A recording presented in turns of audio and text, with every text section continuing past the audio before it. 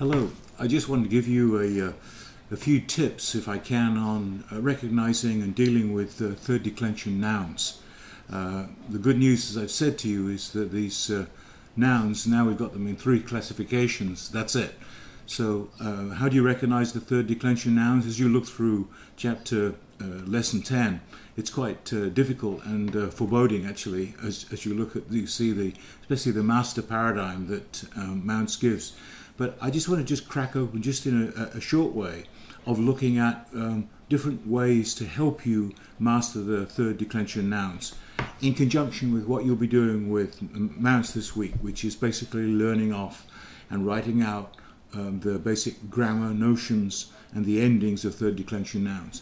The first thing I want to say to you is recognize what? When you see them, you know they're going to be different from first and second declension nouns. You've already learned with the second declension masculine, like logos and ergon, neuter, and then with the first declension nouns, have you learned hemera and arche, and then the unusual doxa and so on. With first declension nouns, you've only got one other first declension noun, masculine, to learn. So at this point, what I'm saying is that when you come across an unusual looking noun, let's put it that way, that's the first thing, or as you learn these third declension nouns in terms of nominative singular, and also the stem and the genitive singular, then you'll start to recognize then the difference between the nouns. And then in the next couple of lessons, you'll see how to apportion those third declension nouns in terms of masculine, feminine, and neuter, and so on.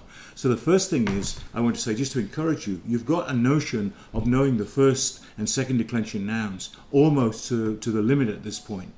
So therefore, that should give you a feel, so to speak, when you come across a third declension noun where it will look unusual. And then the second thing is, if you learn then the genitive singular as well as the nominative singular and the gender in itself, sarx, sarkas, hey, and so forth, then that in itself was going to give you a really strong basis from which to address these nouns when you come across them. So it's not that difficult, is what I'm saying.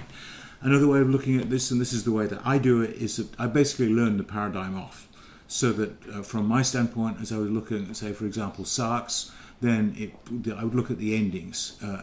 Sarka, sarkos, genitive, singular, sarki, we usually with a nu for dative singular, sarkes, sarkas, sarkon, own, genitive plural is always going to be the same, omega, nu, and then sarksin, which is going to be lengthened, as we know, as I'll mention in a minute, in terms of the square of stops and so on. So the other thing that's a big picture is, and I've mentioned this before and I'm going to mention it again, is that we're learning all these paradigms and all these rules and so forth, but in essence, when you come to a translation, it's all there in front of you. You don't have to conjure up, so to speak, the rules, because what you do is you have it the other way around. You have the Greek before you, and all you have to do is to break open all these notions of whether it's genitive, whether it's an adjective, whether it's a noun, later on whether it's a verb and so on, what's the prepositional phrase, what's the head noun in that, and so on. But all of it is right there before you. So that in itself is going to be a clue to you that's going to help you to be able to crack open, especially in this case, recognizing the difference between a third declension noun and first and second declension nouns and so on. The other thing that I just encourage you, what Mounce calls the square of stops, the notions of how you recognize, especially the dative plural of these third declension nouns, whether they're elongated, whether they're gutturals or labials or dentals. I just learn it off. That's the first thing that I do. Kappa gamma chi plus sin equals sin. Pi beta phi plus sin is sin. And then finally, tau delta theta or nu plus sin drops out.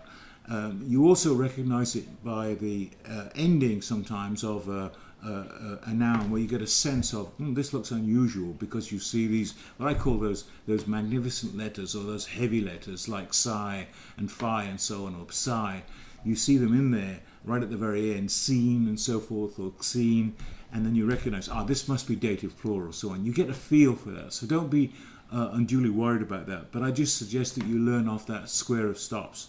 just write it out 3 times and see whether you can remember it and so forth as you go forward.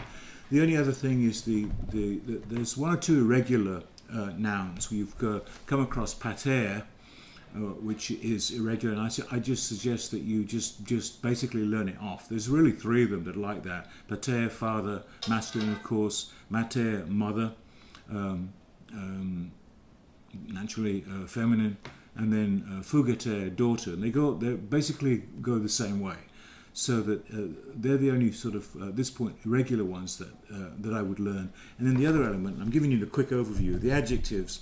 You can see the third declension adjectives, and there's quite an assortment that's there, but we usually come across them so frequently. For example, tis, tinatin. You see whether it's interrogative pronoun, who, or whether it's an indefinite pronoun, anyone, recognized by the acute accent for the interrogative and so forth.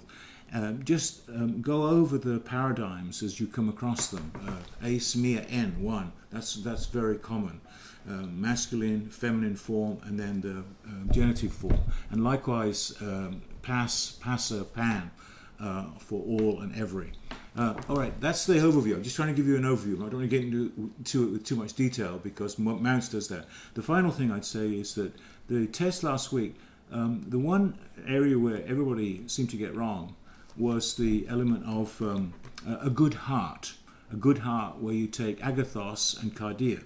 Now, as you know, cardia is a first declension feminine noun, goes like himera.